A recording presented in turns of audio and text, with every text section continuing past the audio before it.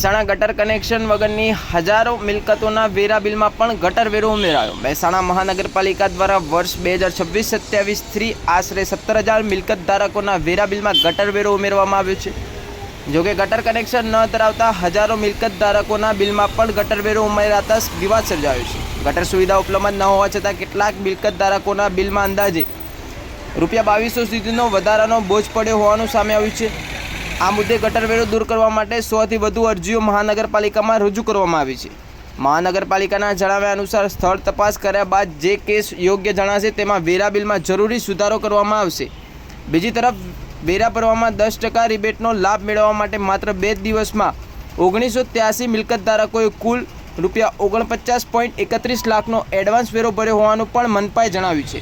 આ મુદ્દે મહાનગરપાલિકાના ડેપ્યુટી કમિશનર બી મંડોરીએ મીડિયા સમક્ષ જણાવ્યું હતું કે અનેક મિલકત ધારકોએ તેમની મિલકતમાં શોષકુઓ હોવાની સ્પષ્ટ માહિતી આપી નથી, જેના કારણે તેમના બિલમાં ગટર વેરો ઉમેરાયો છે।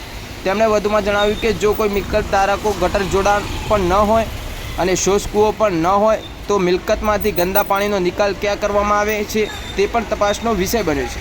વધુ સમાચાર અને અપડેટ્સ માટે જોતા રહો online TV news. Reporter Sohil Memon સાથે ફારૂક મેમણ, ખેરાલુ।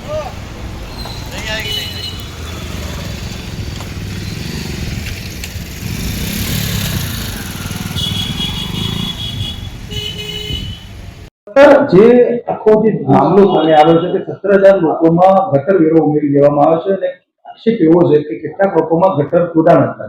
તો પછી આવું થવાનું કારણ શું? કોર્પોરેશન વિસ્તારમાં જે લોકોના પાણીના કનેક્શન છે તો પાણીના કનેક્શન છે તો એ પાણી યુઝ કર્યા પછી એ પાણી ક્યાં જાય છે, હા, એનું કોઈ ક્લેરિફિકેશન લોકો પાસે નથી। અમે એટલું જ કહી રહ્યા છીએ કે ભાઈ તમે કાં સોર્સ કુવા હોવા જોઈએ અથવા ડ્રેનેજમાં તમારું પાણી જાય છે।